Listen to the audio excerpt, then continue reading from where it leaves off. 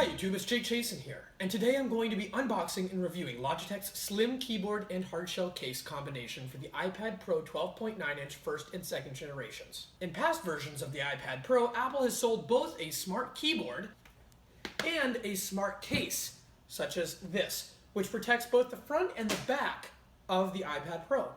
Currently with the second generation, they're only offering a smart keyboard, but they're not offering a silicone back, thus leaving the back of the iPad vulnerable to scratches and dings. So in order to protect that, they seem to be featuring this case from Logitech. So let's open it.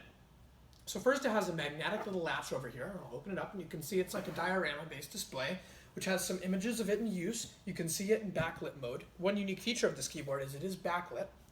And then the keyboard pulls right out. So there is the smart keyboard. Notice that it connects over the smart display connector right here on the iPad Pro. Then it has some information about registering your case. If I remove that, I can see that it has a holder for the Apple Pencil, and it has a spot for the back. Notice that when the iPad is in full use, you'll be able to set it down here, and this is a variable angle, which comes in handy because in the previous version of the case, it only had a couple of different modes that you could use it in.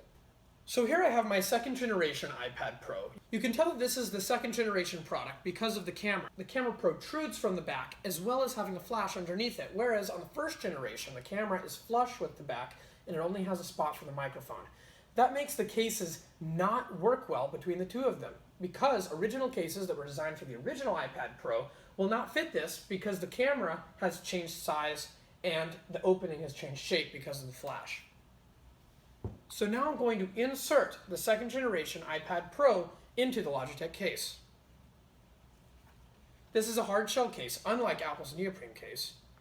So I'm going to put it in there, click, click, and now no pairing. All I have to do is simply attach the keyboard via the smart connector to the bottom, and it is all connected. That is what the finished product looks like with Logitech's slim keyboard and case. The keyboard really does not seem to fold back well because when you fold it back, it detaches due to the thick part of the keyboard right here. However, you really would remove the keyboard if you try and use it, unlike with Apple and their smart keyboard. So the main use case would be to remove the smart keyboard connector from this and just use the iPad in a form like this. So now let's test out the typing.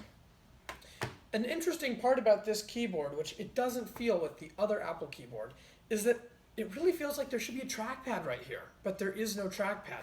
Possibly this is meant to be folded back and then you have more of that smart keyboard look.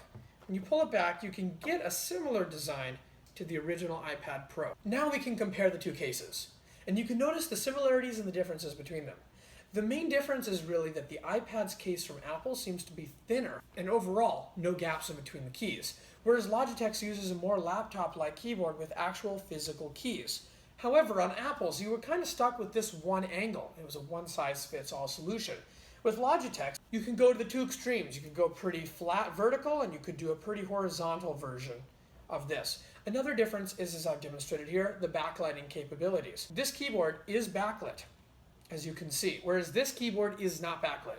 So at night, you'll be able to use this more effectively on airplanes, whereas on this one, pretty difficult to do and you're kind of stuck with the software keyboard. When comparing the backlight, you'll also notice that although this has a backlight, it does bleed through, which causes users some discomfort, especially in very dark environments. But overall, I think that a backlight is way better than having no backlight, because I'd rather have keys bleed together with light or have too much light coming at you. You can always disable the feature or just simply remove the keyboard, than a keyboard that just doesn't have that option at all. Even though Logitech has physical keys that are actually separate, you'll notice, after I do a quick demonstration, that the Logitech keyboard has much quieter keys in comparison to Apple's keys. Here's Logitech's keys. And here are Apple's keys.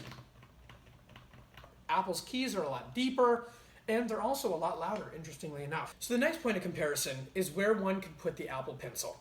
When the original iPad Pro came out and you had this Apple Pencil, people could lose it because there was no place to put it. Although it kind of had some magnetism which could stick inadvertently to certain parts of the iPad, it really wasn't meant to do that. and so you had to carry it separately. If you dropped it, they broke. On the new Logitech case, you can simply insert the Apple Pencil into this leather pouch right here. The Apple Pencil remains on the side of the device wherever you go, ensuring that you don't lose it, you don't drop it, and you don't forget it, because as you can see here, it's pretty snug on the iPad. Another interesting point of comparison is that there are actual function keys on the top of this Logitech case, whereas Apple's keyboard stops at the number line, leaving no function keys at the top for things like volume changing, play pause, updating how bright the keyboard backlight should be, and also how bright the display should be. So overall, when comparing Logitech's new smart case with Apple's previous iteration of the smart case, I have to say that Logitech did a really good job with this case, keeping it thin, light, and very portable, especially with the addition of the Apple Pencil holder. This concludes the video comparing the Apple Smart Case with the Logitech's new Slim case. Thank you for watching. I'm Jake Chasen, and I'm signing off.